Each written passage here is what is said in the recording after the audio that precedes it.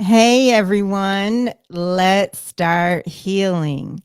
I'm Adrianne Murchison, and welcome to episode 116 of the Let's Start Healing podcast. We have more in common than we think, and what we have in common can change the world. Well, there's something that I want to talk about today, and that is self love, self worth, self esteem. A lot of people know me to be a person who I appear very confident, I believe, most of the time. And a lot of people know me as someone who is definitely strong inside, a lot of inner resolve. And I am a person who stands up for myself. And a lot of people know me to be that way. And I will stand up for you and other people. If it's one thing that really affects me and tugs at my spirit, it's when someone is being treated unfairly. So, what a lot of people don't know is that for a good part of my life, I struggled with self love. I had low self esteem. I felt low self worth. And have you ever just felt unlovable? And you just have you ever felt like, it must just be something about me? Well, that's what I have felt at different times in my life. And it really goes back to uh, childhood. And I really grew up with two very loving parents in a loving household. I always say that um, this is just my personal opinion. I think every family is dysfunctional in some way or another. And my family certainly had that. But my parents loved me very much and expressed that love. And I still grew up with low self worth and low self esteem. And I will get to some of the reasons why, or a significant reason why, in a second. But um, one thing that I did realize later on in life is no matter how much someone tells me how great I am, as such as my mom. I mean, my mom would say to me all the time, you are so beautiful. You are beautiful on the outside. You are more beautiful on the inside. She used to tell me, and she used to say, a lot of people don't know that right off the bat. And I mean, I got about as much love poured into me as I think a person could. And I still had that self doubt. And the reason is because as a child, I was sexually violated. And it happened more than one time. And it was something that I could only sum up to there must be something wrong with me. And it wasn't until I was really well into adulthood that I was able to start talking about it with my family. And by that time, I couldn't talk about it with my dad. When I brought it up to my mom, my dad had already passed away. So he was never aware of it. So he was never aware of it. Um, and the way that I started talking about it was I wrote a book on relationships between Black men and women, and this was in the 90s. And as I was writing that book, I definitely discovered that after we get past our cultural differences, that relationships are basically the same. Relationship issues that arise are the same across all cultures. But as I was writing this book, I started seeing a therapist and talking through things with her about some of my relationships, and eventually I started sharing with her what was going on, and she suggested that I what was coming up for me. And she suggested that I talk to my family about it and open up to my family about it. And so my immediate family, all that was left was my mom and my brothers. And they were very supportive, very, very supportive of me and, showed me a lot of love. And, you know, have you, if you're listening to me now, uh, there's a chance, I would imagine, that at some point in your life you were sexually violated because I think it's 1 in 4 girls and 1 in 6 boys, I believe, are sexually abused. So I know that a lot of us experience this, in our lives. I have this really close friend, Jaaz Jones, who's been on this podcast a number of times, and she shared her story, and we've talked about it on the podcast a few times. She has a book that she wrote titled "In My Mother's Voice," and she has discussed it in her book. And I bring up to her on at least 2 of the podcast episodes she's been on how she and I were talking years ago, and we had both shared our stories with each other. And it was just so striking to me that she did not let it define her. What happened to her in terms of sexual abuse, she did not let that define her. And I was so aware of that and how I let that define me and affect me. And it wasn't about forgiveness. I forgave uh, the incidents, the people I forgave a long time ago.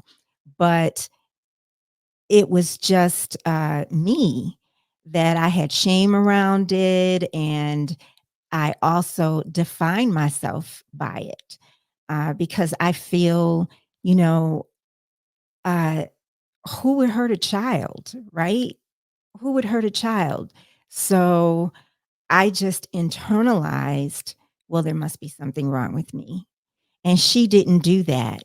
And she said to me on the most recent podcast, which I believe was in March, I will put the episode in the show notes.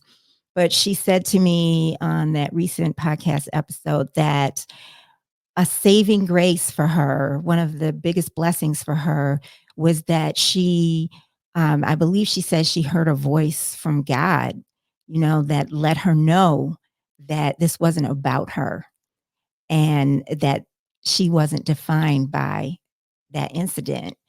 And so that gave her the strength to have that be something that's completely separate from who she is. So for years, uh, I struggled with this self-worth. And I believe that it played out in my relationships. So my relationships with boyfriends and things that I would tolerate because I wanted them to stay in the relationship, or if I wasn't getting all that I wanted in the relationship, uh, I would I would put up with it because I wanted them to love me. And things started to shift for me around 2010. And all along through the years, I had been working on this and working on this self-love. And things started to shift around 2010.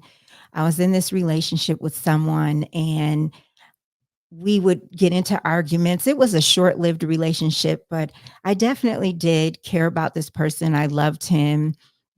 We would get in these arguments because I would push his buttons, not intending to, but I would push his buttons sometimes and he would like snap and he would just like yell, and he never said F you, but he essentially said that, sometimes. And, I would be shook by the way he would react. And I might come back at him and we just be arguing. But the point was, I felt hurt, disrespected, and emotionally abused, by the exchanges that we would have. And after we stopped seeing each other, I was really upset. I was really, really hurt.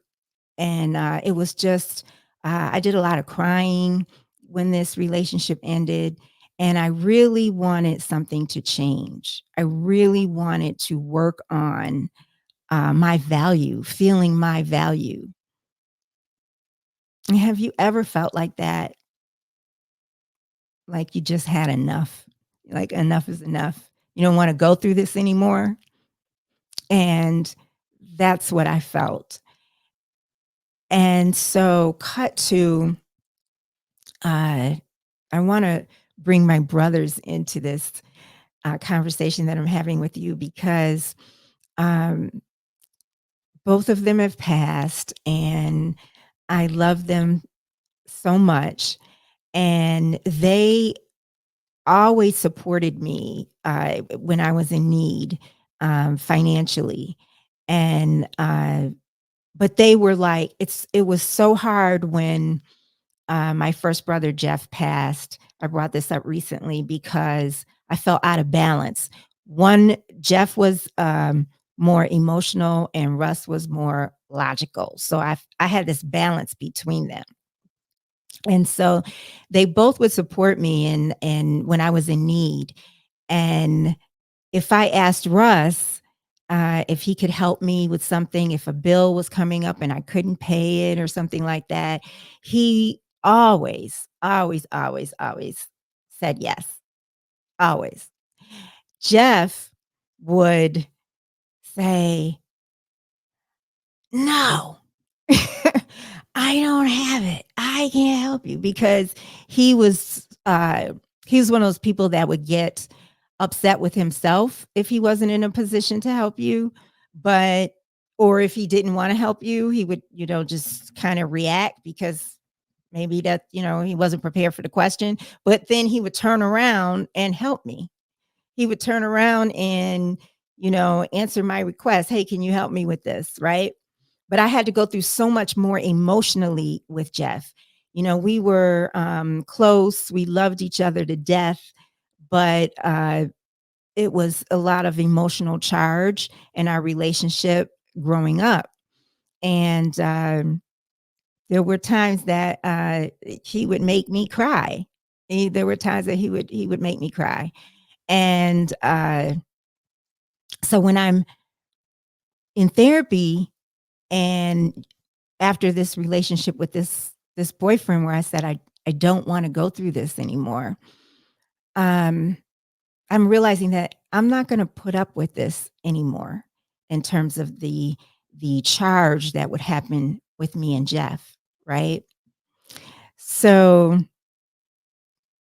I remember one weekend, family was in town. Both of my brothers were in town, Russ and Jeff, and their kids, because we had started running these races in March. We would run the Publix um, marathon and half marathon. And so they would come in town, and Jeff, we were staying at the Marriott downtown, and we were going up the escalator. Well, it was actually even an incident before then. We were in the car on the way to the hotel and we were talking about where we were going to go eat and he snapped.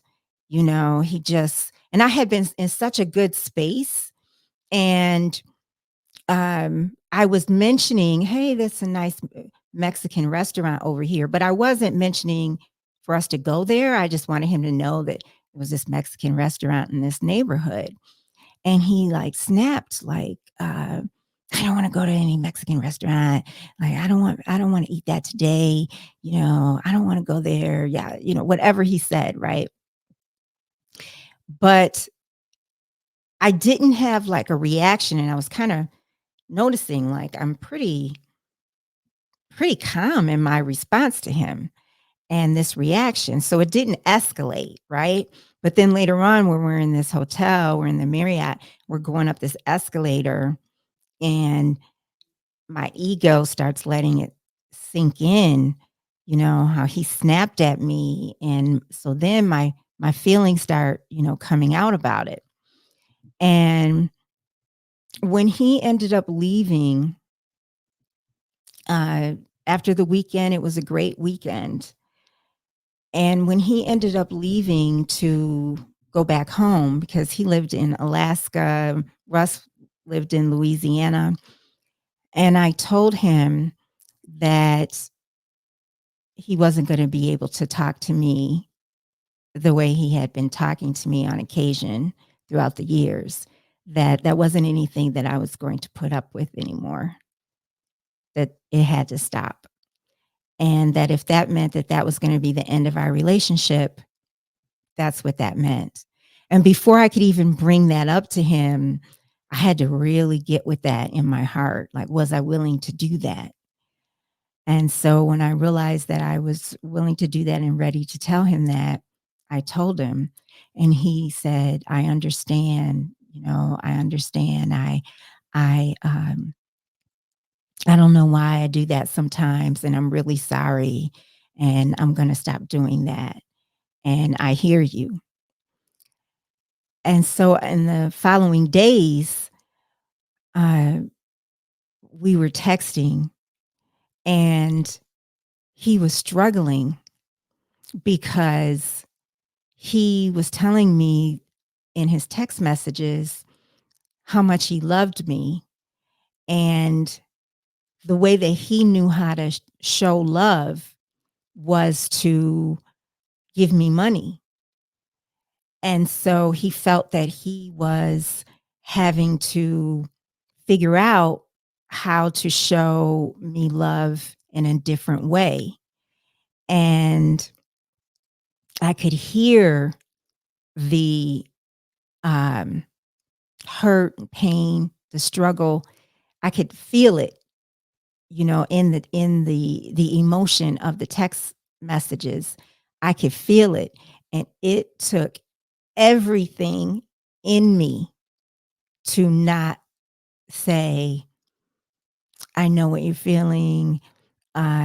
It's okay." To not like try to, even though we're in different states, to not like figuratively wrap my arms around him and, tell him it's okay. It took everything in me to not do that, to say, "I love you. It's okay. I understand," but I couldn't do that because I needed him to be committed to another way of communication with me and to not snap at me. That had to do with my self-worth and my self-love. So that was the catalyst that got me on my way to a new journey.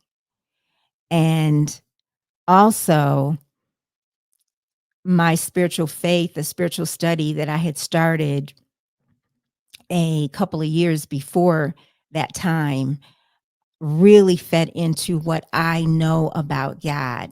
I mean, I always grew up knowing that God is love. I always grew up knowing that. I grew up feeling that, like, inherently. At the same time, I thought, "Well, he must have made some kind of mistake with me because I'm not lovable," which makes no sense. We're all lovable. You are lovable because you are a child of God, and God loves all of us, each one of us, even the people that we can't stand. So, my spiritual faith, everything around it is all about how much God loves us, how we're born as love, and how if I feel unlovable, If we feel unlovable, we just forgot who we are. It's that simple. And so I just got enmeshed in that, and that has helped me to grow and grow and grow in my self-love. And one of the lessons in the book I study is A Course in Miracles. And for me, it is not unlike the Bible. It is similar to the Bible in many ways, at least definitely the New Testament, but I feel that way about the entire Bible. About the entire Bible. Um, but there's a lesson in A Course in Miracles, and it's titled "I Walk with God in Perfect," and I walk with God in perfect holiness. And it's about the light in us. And there's a line, and I love this because I can meditate on this line. It's a couple of lines. I can swim and just get lost in swimming with this line. And it really, I want to share it because it is speaking to each and every one of us. And it actually starts out, "Who walks with me?" So it says, "Who walks with me?" This question should be asked 1,000 times a day till certainty has ended doubting and established peace. Today, let doubting cease. God speaks for you in answering your question with these words that I'm about to share. And these words are what we would speak. I walk with God in perfect holiness. I light the world. I light my mind and all the minds which God created one with me. And when I first read this, and it says, "I light the world," and I was like, "Who? What?" I was, I was like that. And then I was like, "Is it really speaking to me?" And I'm sharing this because this is speaking to you. This is true for you and you and you and you and you. It's true for all of us. So the I is all of us. And so it says, "I walk with God in perfect holiness. I light the world. I light my mind and all the minds that God created one with me." And this really has emboldened me in self love and self worth and self esteem because this is truth. This is truth. And there have been times that I have felt alone, not being married, or if I was not in a relationship, and just feeling like, it's just me out here trying to survive. And it can be lonely. There are moments. Have you ever just felt alone?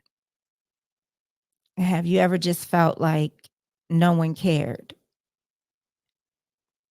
Of course, that's not true. That's not true. There are people who care about you. There are people who love you. And when I have felt like this, uh, just being, in that space, leaving the truth over here and letting myself think something that's not true, these words have picked me back up. They have picked me back up. So we all walk with God in perfect holiness. We all light the world. We all light our respective minds and all the minds that God created one with us. So thank you for listening, and let's start healing.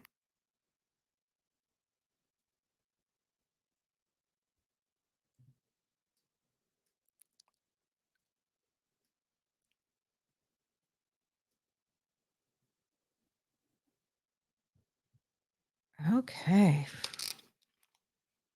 I thought I ended the